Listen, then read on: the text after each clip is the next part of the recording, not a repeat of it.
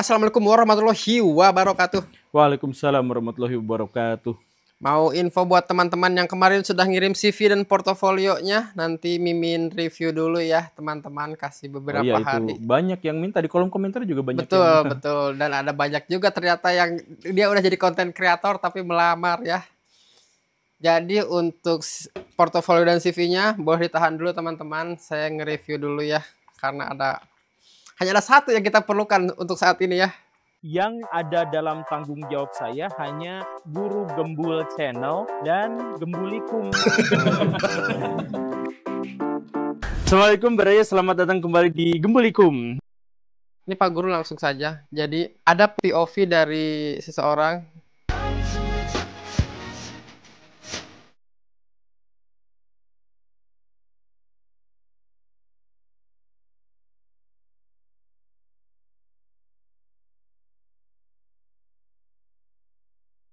Dia kayaknya ngomongin ini nih. Ngecor, santri ngecor. Oh iya, santri ngecor.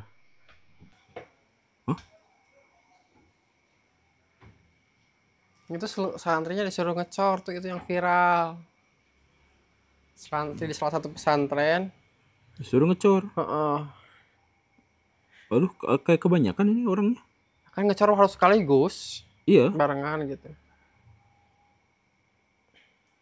Ya, terus Nah kenapa? yang tadi tuh ngeledek itu. Jadi sah-sah aja nggak kalau misalkan santrinya membantu pesantrennya untuk ngecor? Saya sudah bilang sejak lama, jadi gini, itu tuh sah. Bahkan semestinya agak harus. Demi pesantrennya gitu. Bukan, karena sistem pesantren itu aslinya tuh gitu.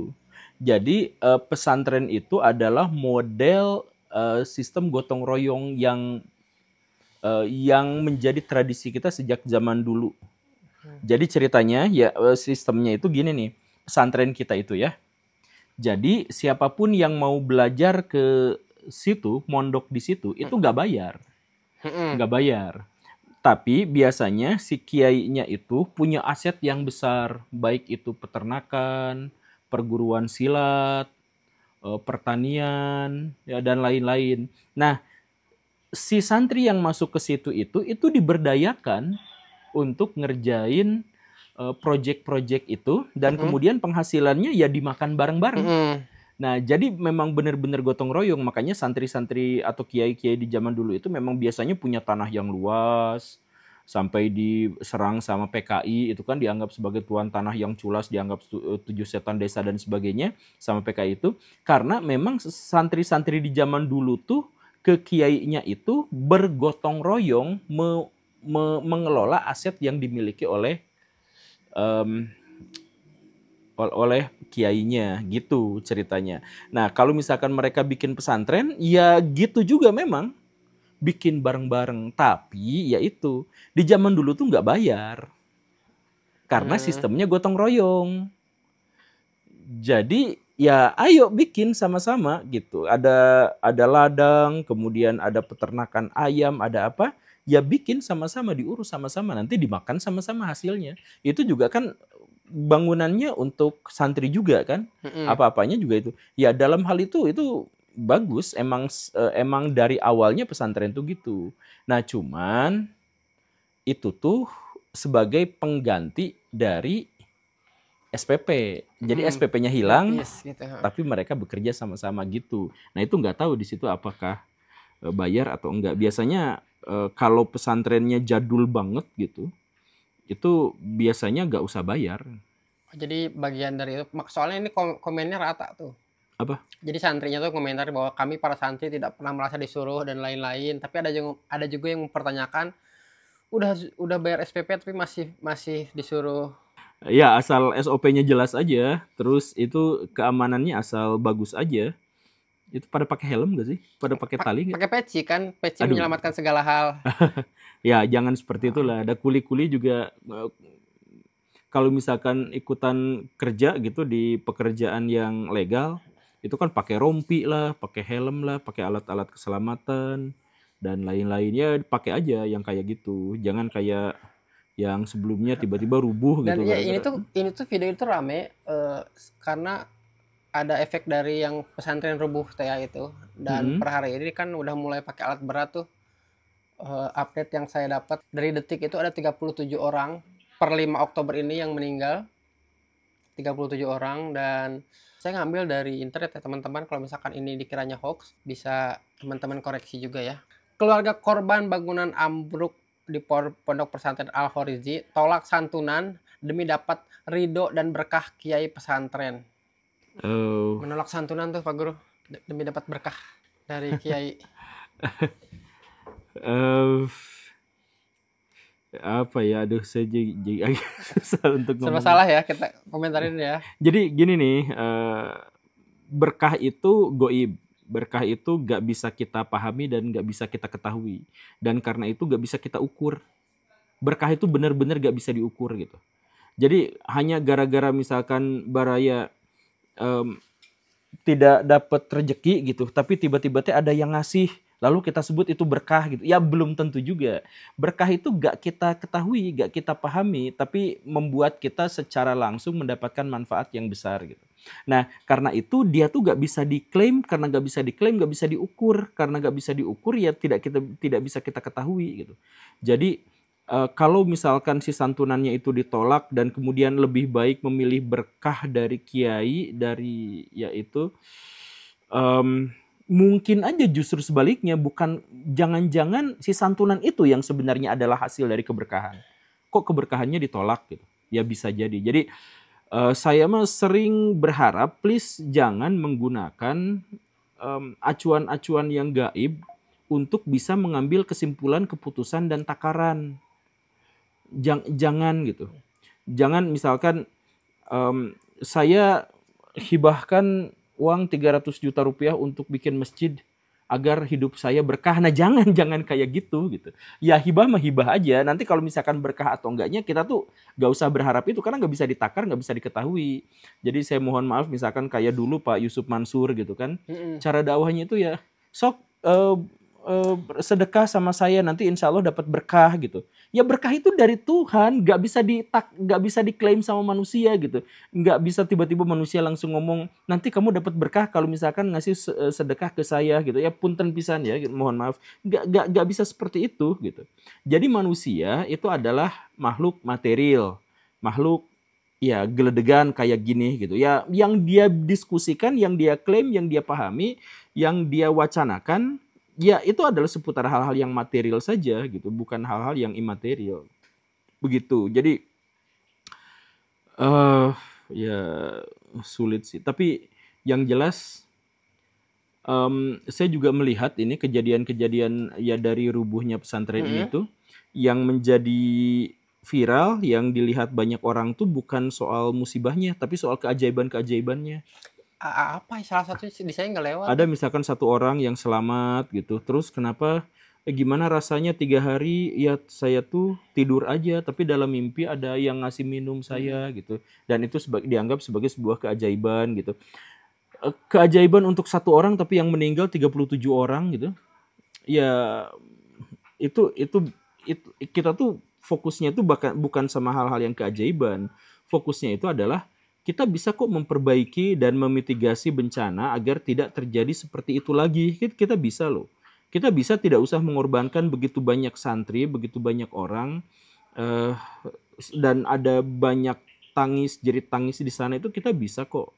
Kita bisa kok kalau misalkan mereka itu adalah orang-orang yang baik gitu. Si santri-santri itu adalah orang yang baik, kita bisa menunda kematian mereka agar mereka bisa menjadi orang bermanfaat di masa depan. Harusnya itu kan yang dipikirkan tuh gitu.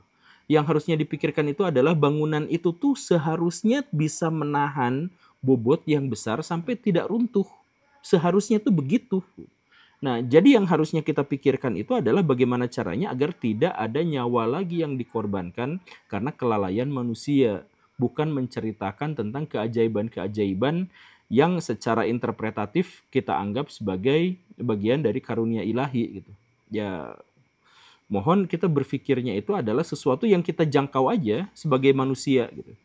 Kalau hal yang gaib kan itu urusan Tuhan, jadi gak usah kita klaim, gak usah kita jangkau gitu. Ya be aja, kita manusia aja. Lihat di situ bangunannya, emang bangunannya sejak awal katakanlah bermasalah misalkan. Katakanlah tiangnya terlalu kecil, anggaplah bahwa tidak dikelola secara profesional oleh orang-orang yang membuatnya, anggaplah seperti itu yang harusnya jadi patokan kita itu. Gitu. Anggaplah kalau misalkan si Kay-nya tidak tahu kalau misalkan Nah iya, bangunannya. Tapi kan banyak juga video-video dari orang yang ngerti tentang struktur arsitektur bangunan, ngerti bahwa mereka dari lihat gambar aja tahu bahwa ada yang salah dengan bangunan tersebut. Yang rubuh yang terlihat di Google Earth itu kan bagian depannya, yang rubuh sebelahnya. Jadi orang yang nge-review depannya aja bisa ngelihat ini mah mengkhawatirkan yang rubuhnya. Ini kenapa santri-santrinya mau komentarin akun Guru Gembul yang ngebuat saya akhirnya rame lagi ini notifikasi. Apa sih? Iya kayak kemarin kita bikin video yang ngerasa bilang bahwa kiainya SDM-nya rendah. Gitu. Oh itu diprotes, iya, dikomplain. Betul diprotes. Nah ini kayak ngerti aja tentang arsitektur dan lain-lain gitulah pokoknya mah. Ya makanya silakan datang sama arsiteknya, silakan kunjungi langsung. Itu kan memang sudah ada beberapa pernyataan kan. Betul. Udah ada pernyataan. Jadi kalau misalkan sudah ada pernyataan ya sudah. Sekali lagi kalau misalkan ada sesuatu yang salah ya introspeksi. Bukannya kita habis-habisan membela. Nanti kalau misalkan kejadian berikutnya lagi kayak gimana? Ini nyawa manusia, Baraya. Nyawa manusia itu sampai 37 orang, sampai sejauh video ini dibuat tuh sampai 37 orang gitu. Sampai video ini dibuat tuh kan Mercy-nya cur, ketindihan. Ada punya Mercy. Ada Mercy di pondok pesantren yang ketindihannya tuh. Tuh, ada Mercy yang ketindihan itu kan. Dan yang lebih buruknya itu apa? Kenapa banyak orang yang marahin saya karena saya nyalahin Pak Kiai, padahal yang melakukan penistaan adalah Pak Kiai karena nyalahin Tuhan, nyalahin takdir. Coba. Dan sekarang juga banyak yang nyalahin tim SAR-nya katanya lambat. Terus kayak aduh. Ya gitu boleh nggak sih kalau kan kita misalkan nih kalau di jalan kita menyebabkan orang meninggal, kita kan pasti dihukum. Kalau yang kayak gitu gimana? Ya kelalaian. Iya harusnya begitu. Kelalaian yang menyebabkan kematian kan ada yang seperti itu. Ini Bu Risma juga marah-marah Pak Guru. Udah lihat belum video? Oh coba lihat. Bu Risma marah-marahnya ini banyak juga nih yang mention di Iya sih kalau udah seminggu ya kan. Itu loh Pak, tolong Pak. Ini kita harus ngambil keputusan bersama. Nggak bisa orang per orang. Karena di dalamnya juga ada petugas. Petugas itu ada di bawah Pak. Mereka buat kerongan itu loh Pak pasirnya. Mereka buat kerongan itu masuk ke dalam. Pembantu-pembantunya sampean nih kebetulan tim-tim Pak nggak bisa. Kalau dari atas gak anu Bu. Pak, mereka sekolah semua. Itu kemarin sudah dicoba. Begitu diambil satu, langsung krek gitu Pak. Saya teman saya yang anu itu kemarin Bu. Alinya Pak. Habis yang hidup. Itu aja bukan 3 hari ini sampai mati di dalam. Ini saya juga sebenarnya agak saya jadi pertimbangan dari SAR itu adalah kalau pakai alat berat runtuh lagi gitu. Iya betul, bahkan ada saya lihat orang-orang tuh ngereferensiinnya ke sebuah film, Dots namanya filmnya. Itu emang justru yang lebih berbahaya tuh efek keduanya ketika runtuh. Jadi kalau misalkan ada gerak sedikit aja itu akan makin runtuh lagi gitu. Iya, saya juga ngebayangin itu gitu. Jadi si yang kemarin yang tim SAR yang di Pondok Pesantren itu dia manual kan ke bawah kolong-kolong gitu. Tapi kan kayak pasti saya tidak pernah merasa bahwa tim SAR tuh lambat dalam hal apapun ya, tapi namanya juga tim SAR pastilah mereka mah total ngerasa sih. Iya, Jadi aneh juga kalau misalkan nyalahin tim SAR dalam segala kayak lambat dan lain-lain itu. Nggak tahu saya kalau soal itu saya belum tahu, cuman memang saya ngerti situasinya dan memang ya seperti yang tadi dijelaskan di film ada di apa dan banyak kejadian kayak misalkan kalau nggak salah tuh di Maroko gitu ada anak masuk ke dalam galian tanah berapa puluh meter gitu, nggak boleh dikeduk gitu, nanti malah tanahnya runtuh gitu kalau pakai alat berat gitu. Jadi harus digali sedikit demi sedikit bagian-bagian kecilnya sampai si anaknya itu tidak terselamatkan gitu karena kelewat lama. Ini juga yang di pondok pesantren, aduh kebayang seminggu nungguin, mungkin yang ada yang selamat juga akhirnya